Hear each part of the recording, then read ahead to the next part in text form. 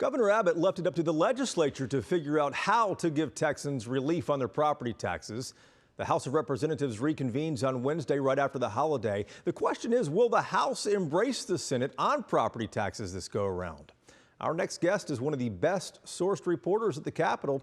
Scott Braddock's the editor of the Quorum Report and pulls the curtain back for us on this week's episode of our Politics Political Podcast. They have to deliver on property taxes. I think they'll get there probably sometime in the middle of July. That's my guess. Don't hold me to that. I don't make predictions. Well, but they have been so far, to your point about this stalemate that they're in over property taxes. I described it at quorumreport.com this week as a legislative Vietnam.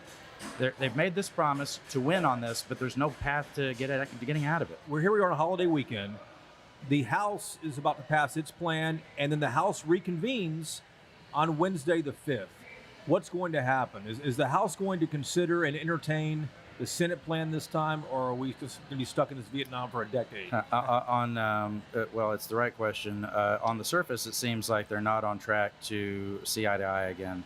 I have to believe that at this point, there have to be some kind of back channel negotiations going on between the lieutenant governor and the speaker. Have they not been talking all this time? They have not been talking. The lieutenant governor has been on record saying that the speaker is, quote, out of pocket, that he hasn't been able to reach him.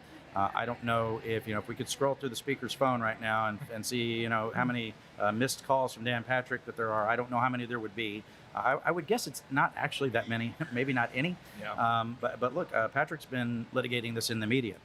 He's been on the Mark Davis show here in Dallas-Fort Worth. He was bad-mouthing the governor and the speaker just this past week, saying that the governor's veto threats, and we can talk about that if you like, the veto threats were a big nothing burger, and his actual vetoes were a big nothing burger. He said that the speaker just kind of threw the impeachment of Ken Paxton at the Senate, and now they have to deal with it. Very dismissive of everything that's going on there. So these guys are nowhere close to, at least publicly, they're nowhere close to getting down to really negotiating on these things that are very important to Texans. And look, whatever you think of their various plans, they got to do something. Lieutenant Governor Patrick is not going to back off of the homestead exemption at all. You might remember earlier in the session, it was his proposal to increase the homestead exemption to $70,000. Yeah. Then it became like an auction at the Capitol. The House said, well, let's do, House leadership said, let's do $100,000. Well, Patrick embraced that, and now he's not backing off of it. Paul Betancourt, who is a senator from Houston, and the tax man in the Senate, the point man on the issue for the lieutenant governor, has said publicly that now that we've talked about a $100,000 exemption, people aren't going to accept anything less. Right.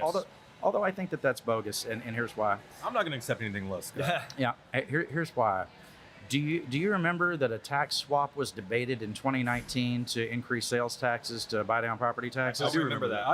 Almost yes. no one does. Just like 6 remember. months from now, almost no one would remember that they had talked about 170 and 60. Yeah. All they would know is that their exemption went from 40 up to 70. I think they can get there by moving those numbers around, but there hasn't been any public willingness, at least so far, to even try to do that. So right now we're still stuck on property taxes, but will school vouchers come up in another special session this summer? How about teacher pay? Will state lawmakers ever go home? Scott Braddock with a lot of insight on the politics in Austin. This episode of Politics available right now wherever you get your podcasts.